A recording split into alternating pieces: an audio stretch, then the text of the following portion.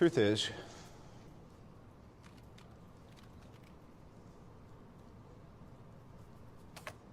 I am Iron Man.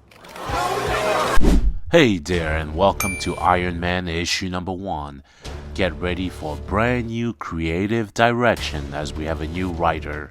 Witness the intense showdown between Roxxon and Stark Industries.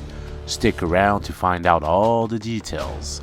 Now, our story kicks off in upstate New York, where Stark Industry is on lockdown, preventing workers from entering.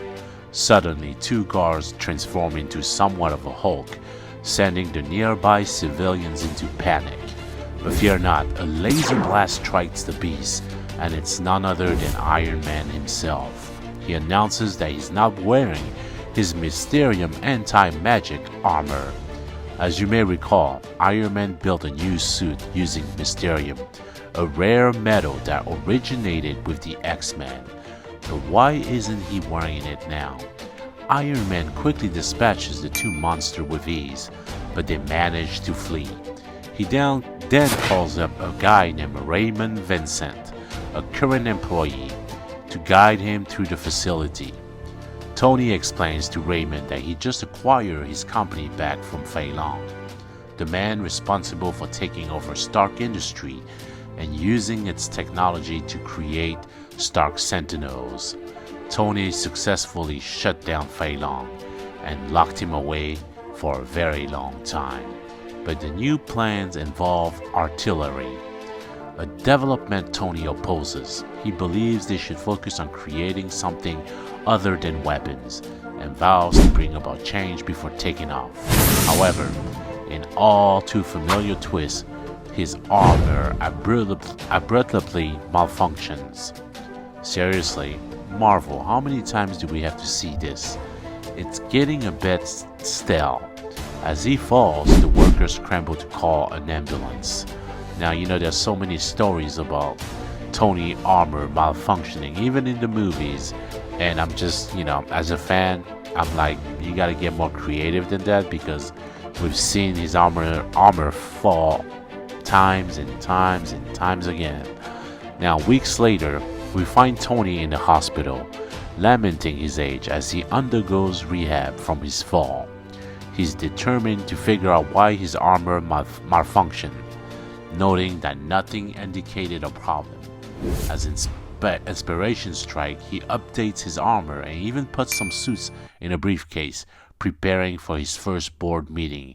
Injured but resolute, he arrives inside a new Iron Man suit. At this meeting, we meet the new board members, including Jack Coonan and Melinda May, a former S.H.I.E.L.D. agent.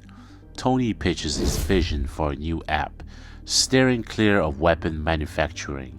However, the new board members inform that not manufacturing weapons is not an option, especially with new partners. The notorious Roxxon, the big bad oil company of the Marvel Universe. As they prepare for a vote at their next meeting, Tony is furious at the concept of collaborating with Roxxon, while entertaining the idea of weapons production. Next, we switch to a fire scene where Iron Man has arrived to extinguish the flames, but he's soon ambushed by Tiger and his crew. Honestly, I can't stand those fillers characters. There's just too many of them, and even if they're not, it's like these characters are so pointless. Anyway, Iron Man quickly dispatches them. You see, Iron Man dispatches them easily, right?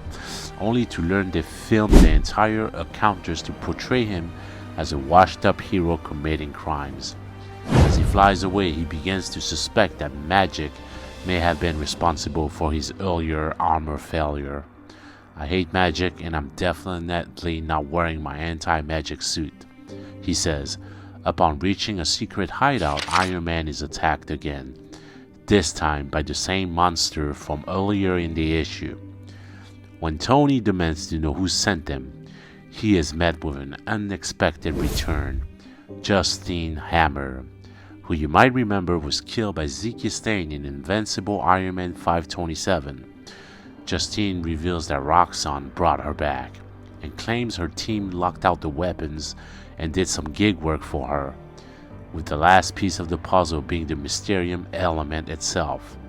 She unveils her Ironmonger armor. It's huge, forged with Mysterium.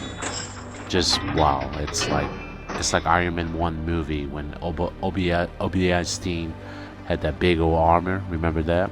It kind of reminds me of that in a way. The two engage in combat, but the Ironmonger turns out to be too strong for Iron Man. Justine boasts that she was responsible for Tony's armor failing earlier in the issue, explaining that they infuse it with magic, allowing her to control it. See you at the board vote after she beats up Tony. She taunts at him after handing Iron Man a serious defeat. Frustrated, we shift to Tony, who is now furiously building what looks like a new suit. So you got the better of me in that last fight, hey? He says, everything they have is about to burn, because I am Iron Man. And that's a wrap for this issue, guys. To be honest, there isn't much substance here. How many new suits is Tony Stark going to build? Marvel, please try to innovate instead of recycling. I understand that we have a new writer, but this first issue, it really didn't leave any lasting impression on me. We've seen the armor fails, the new armor created, plotline, far too many times. A little originality will go a long way. If you enjoyed this video, of course, please like and subscribe to the channel, and make sure you check out my playlist. I have a lot of full stories on my playlist, and I have other topics on my playlist, so make sure that you guys check that out, and I'll catch you guys all next time. Peace out.